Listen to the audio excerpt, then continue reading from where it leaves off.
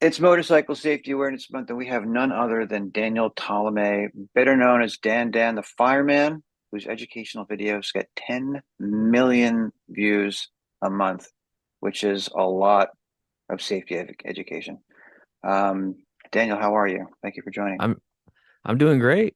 Early in the morning, I got my energy drink. I had a breakfast burrito, just kind of relaxing, and I'm looking forward to this little chat.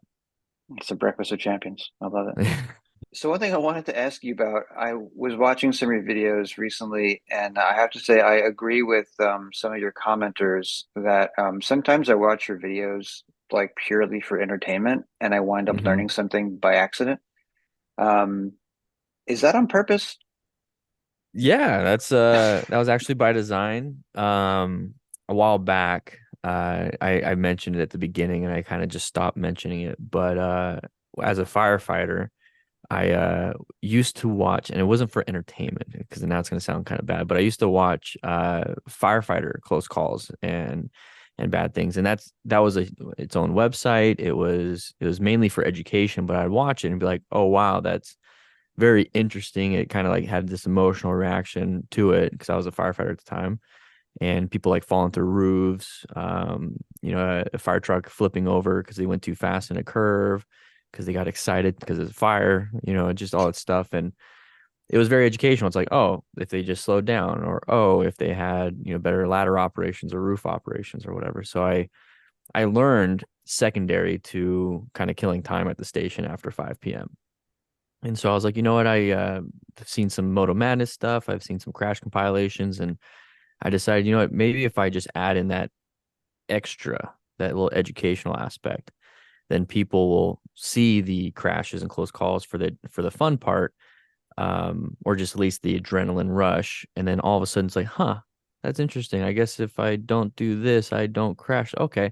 And then that's kind of how it started, and then it just kind of evolved from there to true education, where I've been developing the plan method, the awareness stages, the MTC Rider Academy, and everything like that. Is that how you initially got started, like doing the educational piece, or at least the motorcycle safety, like as a fireman? And you were an EMT before that, right? Yeah. Or parallel? Yeah. Um, did something happen on the job where you were just like you just needed to like increase people's motorcycle safety? It just like what was the origin story of that?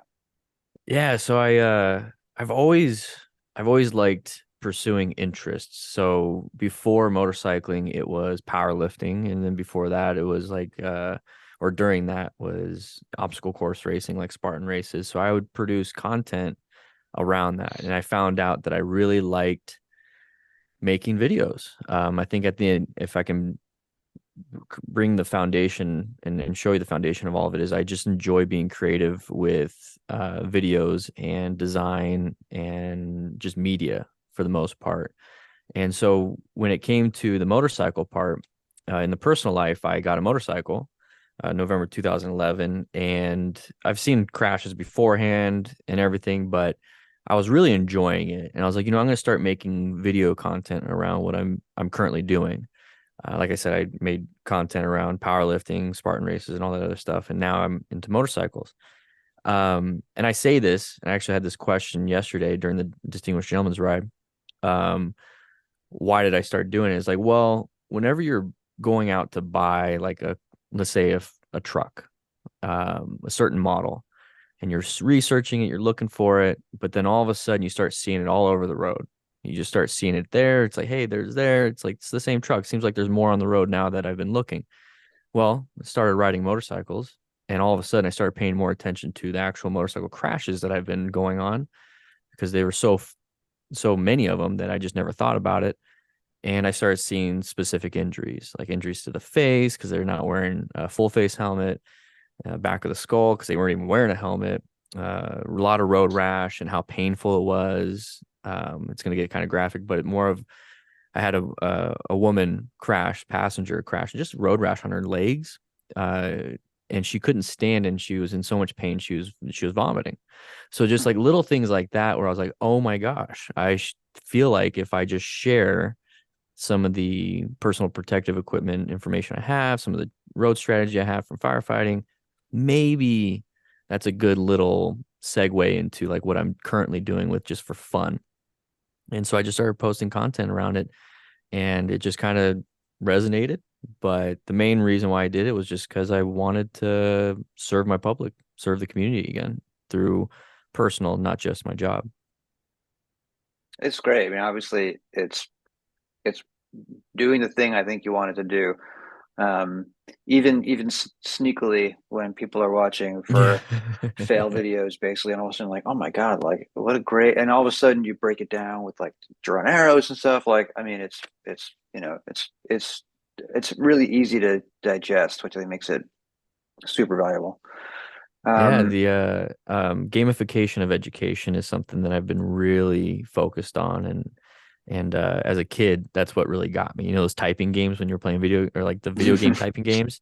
I mhm. don't like typing, but man, if I can beat the high score, I'm gonna try. And so then you get better at what it is, and that's what I'm currently focused on, is just gamifying the motorcycle education, the training, safety, because it's not fun to sit in class. It's not fun, at least for me. It's not fun to sit in class. It's not fun to just hear the boring like stats and terms and definitions. But if you're able to, ride in a parking lot for time, well, or do a drill for time, you're focused on the time. But if you recognize that you did like 15 U-turns in 20 seconds, well, you did 15 U-turns. That's what really matters. But you had fun doing it in 15 seconds. So that's where I focus mainly, and that's where the creative aspect comes in. I just love doing that. I can tell. It seems like you have a good time. Um, you mentioned a second ago about how when you see something, uh, or you learn about something, all of a sudden you see it everywhere. One Hmm. thing I was gonna ask you about was similar in that, like, obviously you watch just like countless hours of crash videos. Are there any countless hours? And it's probably more than countless. Countless plus. But are you seeing any like trends recently that are particularly disconcerting in terms of like safety issues or anything that like all of a sudden it's just you're seeing more of now? Yeah. When you mentioned that, when I first started watching it, and there's so many different factors, and it's Moto Madness, Moto Stars, and these crash compilation channels, which do a great job collecting and collating everything, and their main purpose is entertainment. So when I think of that, I'm also thinking of the constraints that they do have. So at the beginning, with YouTube specifically, you're able to post shocking rage type stuff, and like it's just all over the place, and really just trying to grab your attention. So at the beginning, there was a lot of road rage, a lot of fighting, a lot of speeding, a lot of this, like basically the far extreme stuff. And I understand that once YouTube started cracking down with monetization for them, they started to not PG it, more like NC-17. It's still adult, PG-13 at the very best. And so there's less road rage. So I can't say that there's less road rage in there. It's just that they're posting less. They're posting a little bit less on the high speed stunting stuff, but I'm sure there's still a lot of that. But with the new style that they are posting, so remember, I got to go with that. I've been noticing a lot more just failures. There's a lot of failures. And so a lot of failures of negotiating a corner, a lot of failures of intersection and city driving. And those were like, let's say 15% of the original videos. Now they're pretty much the videos. And now there's like maybe 10% of road rage. And so I feel like there's a lot of new riders still not being able to negotiate very basic things. And I feel like even half of those is really developed by speed. So there's a lot of people just speeding through corners, speeding through intersections, speeding, speeding, speeding. And the more I ride, and I'm sure when you ride, there's just moments of a hormonal response of like, I want to be aggressive. It's just fun. It's just I have no idea what you're body. talking about. Yeah, I had it just yesterday when I was riding back from the DGR. I was just, because we did 15, 25 miles an hour with a police escort. It was just an amazing ride, great charity, everything. And but then afterwards, I recognized I had a passenger, but I recognized there was moments where it's like I just want to go for that gap. I just want to go for that. But if I do that, I would have to go 15 to 20 miles an hour above the speed limit. So there's always these checks and balances that people do in their minds. And I feel like when I'm watching Moto Madness, and remember I said I'm feeling it, I don't know. I'm just projecting my own feelings on it. I feel like there's a lot of new riders that don't understand the consequences of the failure of some of those decisions. The fun part, yeah, when they succeed, sure, it's fun. But that also reinforces that behavior. So when I feel like speeding and personal responsibility has kind of been thrown out the window with a lot of stuff. And so all I'm trying to do when I see this is just reiterate the consequences, not don't do it. Sure, go ahead and do it. You live with the consequences, you do what you want. But I've noticed speeding and not seeing the end result. And therefore, Moto Madness and everybody has been just promoting that speeding part because it's fun, it's visceral, it's very Hmm. relatable. So yeah, long story short, if you're gonna notice, I do talk a lot. It's kind of my job. I've noticed speeding and just not really paying attention to what could happen with that high speed. What about myths? Do you still have to deal with like people who say, that a helmet, I'm not going to wear a helmet because I'm going to get a injury. Like I hear you talk about like full Oh, face helmets and stuff a lot. And I fully agree. But I was noticing like there's still some of these myths persist, that to me seems surprising, but I don't know if you ever have to deal with that. I remember dealing with that at the beginning, and I think at the beginning there, I don't want to say I was one of the first 'cause I wasn't, because the MC Rider and a few other people were posting content for a while, and I think when I first started, there was that opening for motorcycle safety content. It was mainly vlogs. It was mainly, I think Fortnite was doing great stuff. Revzilla was doing great stuff, just explaining their gear. So there's a few people, but there's no one really as a motorcycle coach, I guess. And I remember when I first started that there were quite a bit of those myths. And then I think that was some of the content that I did post is like, hey, let's actually talk about this. I don't deal with a lot of those anymore. And I think that's because there's just been more people wanting to put out more content when it comes to motorcycle tips, and the wave kind of took off with a lot of people making content. So I think there's a lot more educated viewers, at least on YouTube. So I mean, like if you go out, in public or go to a bike meet, there's probably still quite a bit of people saying that only because they're not watching the YouTube videos or reading articles. They're just staying within their little bubble, which is fine. So it just means bike nights need to have some education on there. But no, I haven't heard much of those, but how I've kind of navigated quite a bit of those is with the helmet thing with the spinal injuries. It's like okay, so a skull fracture and traumatic brain injury, guaranteed when you crash, or a possibility of a spinal injury. And a lot of it's like, risk management, what is it that we're really trying to focus on? Is it more, what's the real problem? Because it logically doesn't make as much sense. So maybe the real problem is maybe financial. Maybe the real problem is they just prefer not to have a helmet. So they found a reason, confirmation bias and everything. And it's just, at the end of the day, it's how can we just make you safer then? If you don't want to wear a helmet, cool. How do we make you safer? Do you like wearing jackets? Do you like wearing even a half helmet, which I don't recommend, but maybe it'll protect the top of your head if you spin on the top after a crash, whatever it is. Like you make your own decisions. The myths are myths. You say what you want to say, but I don't care. I want you to be safe. I'm gonna wear a helmet. You don't need to. So Okay, well, given that, what's the one thing, if you could say, all right, well, if you're just going to do one thing, what's the one thing, like, what's the biggest win any rider can do, besides watching your videos and taking your courses? Like, what's the biggest win for just, if you're just going to do one thing, just to be the safest you can be? that's a tough one because I mean, I do focus on the smart rider principles, and that's mainly situational awareness, training, gear, and then medical, and then teaching. So, I mean, at the end of the day, you don't really need to know medical or teaching other people. It's going to complement your actual learning. Situational awareness, that's a huge one. Gears, the first three are very big.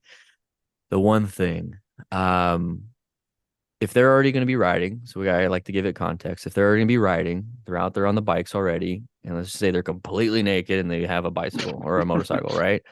Wear a helmet. A helmet is there's people going to be riding anyways. There's people going to be practicing or not practicing.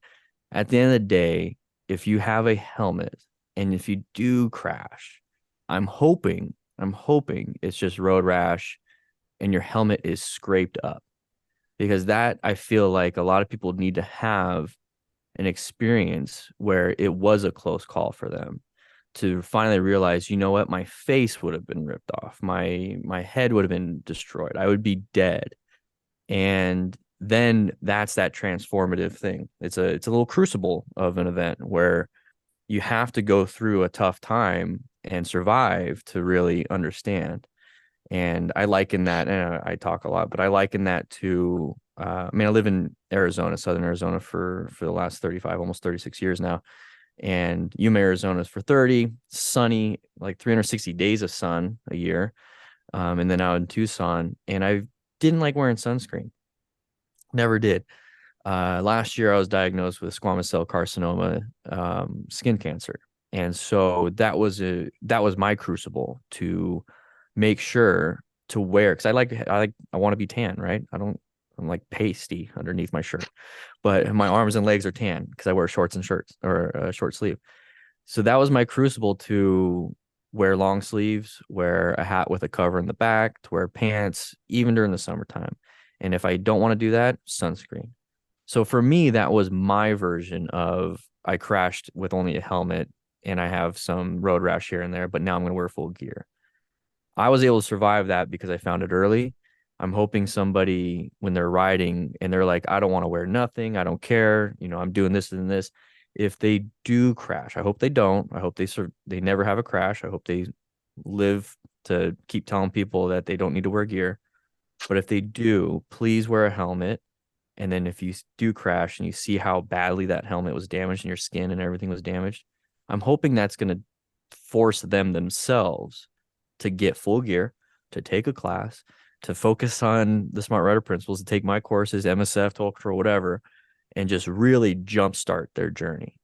Because if my words don't show it, if the videos I show don't show it, if everybody else on YouTube and all your family members can't convince you, I'm hoping a life event for you will convince you.